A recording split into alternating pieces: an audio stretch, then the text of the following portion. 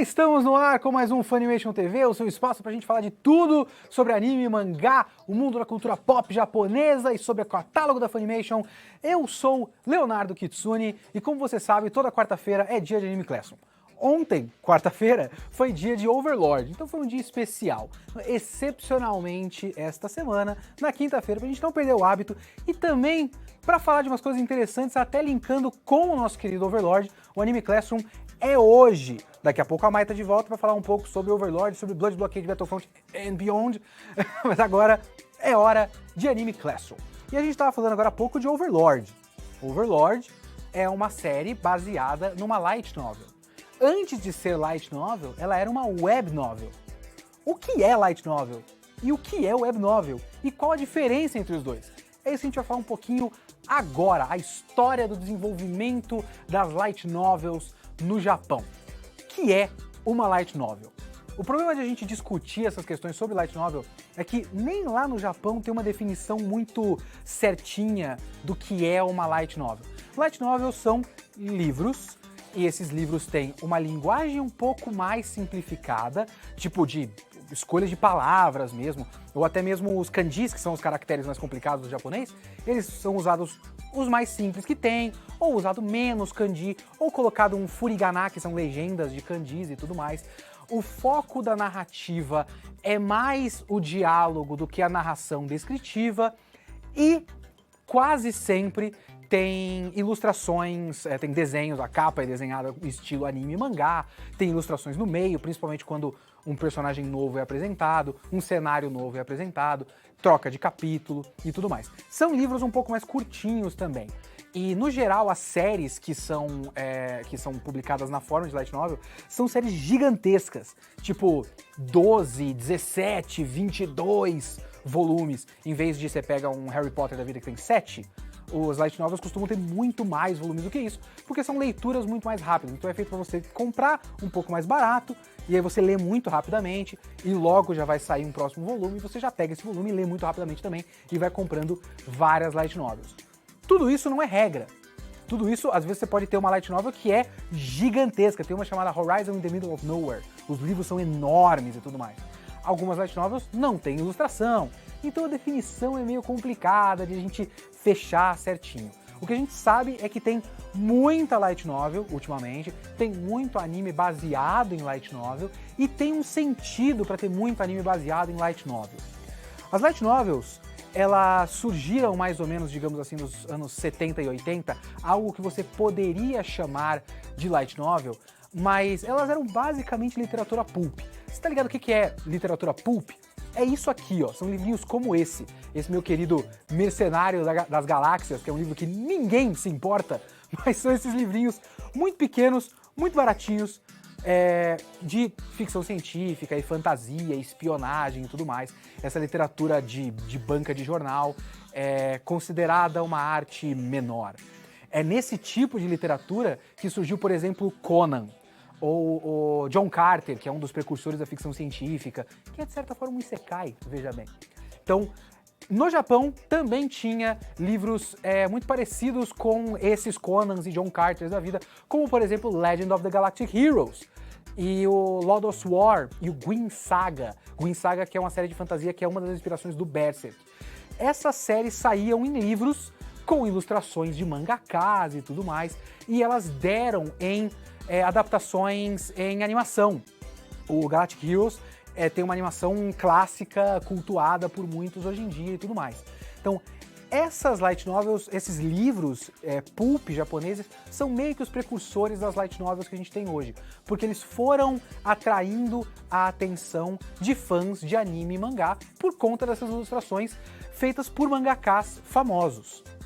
E não só a gente tinha essas ilustrações dos mangakas, como tinha essa interseção temática. Com o tempo, as light novels foram meio que sugando um pouco, copiando um pouco de características mais anime e mangá. Tem uma light novel que é bastante importante nesse caminho, que é o Boogie Pop Phantom, e tem também um autor que é o Nishio Isin, que vocês devem conhecer de Bakemonogatari.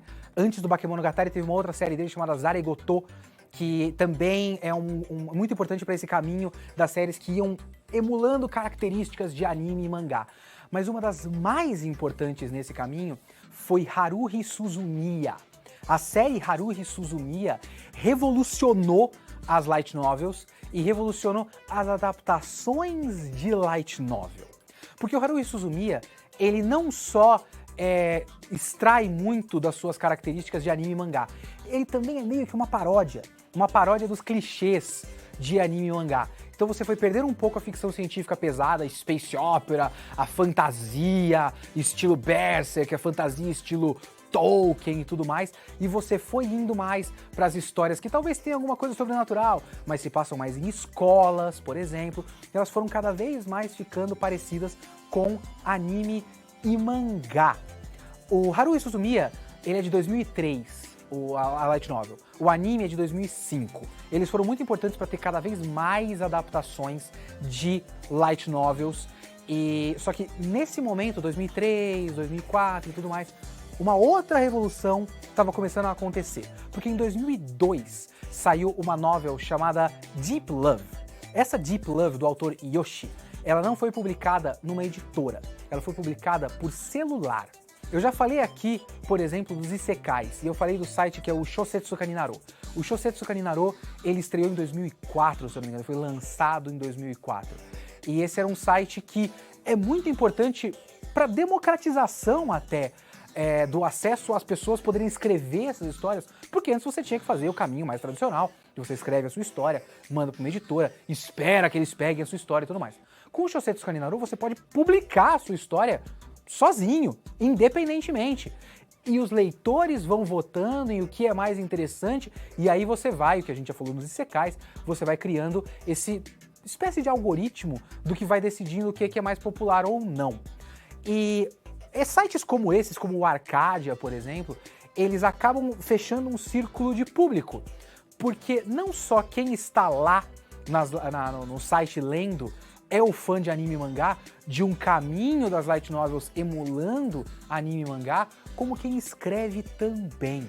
Então, você tem esses caras que as referências deles são as coisas que eles já leram, e a coisa acaba se fechando um pouco mais.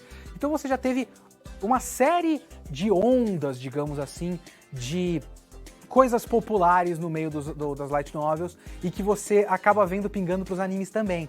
Você vê muitas modinhas, é por conta desse caminho que vem lá do desenvolvimento das light novels, que dá nos sites como o Shosetsu Kaninaro e o Arcadia, e que dá em muitas adaptações de anime e mangá desse tipo, como por exemplo a grande onda dos isekais, a onda das histórias de survival, que são esses jogos de sobrevivência e tudo mais, as histórias de preso no MMO e tudo mais, que um dos mais importantes para isso é o Sword Art Online. O Overlord é de 2010. O Overlord ele tá meio que numa interseção entre a onda das histórias que são preso no MMO, que são proto-isekai, digamos assim, com essas histórias mais próximas do isekai que a gente tem hoje, com esse personagem ultra poderoso e talvez muitas mulheres interessadas nele e tudo mais. Tudo isso são as tendências das light novels que acabam surgindo nesse ambiente fechado desses sites. E essas histórias publicadas direto nos sites, no Shosetsu Kaninaro, no Arcadia, o Arcadia foi onde foi publicado o Overlord, por exemplo, essas são as web novels, são as novels publicadas na web. Então qual é a diferença entre uma web novel e uma light novel? Muito pouco a essa altura, porque uma web novel são essas light novels publicadas independentemente na internet. Muitas vezes elas são compradas por editoras e aí publicadas impressas, como foi o caso do Overlord, que está até sendo publicado aqui no Brasil pela JBC, a versão impressa. É um caminho muito natural. As editoras pegam histórias que já têm um público cativo, já tem leitores e fãs. Então isso está sendo muito comum. Então é isso, web novel publicada direto na internet. Light novel publicada direto no impresso, mas muitas vezes light novels já foram web novels.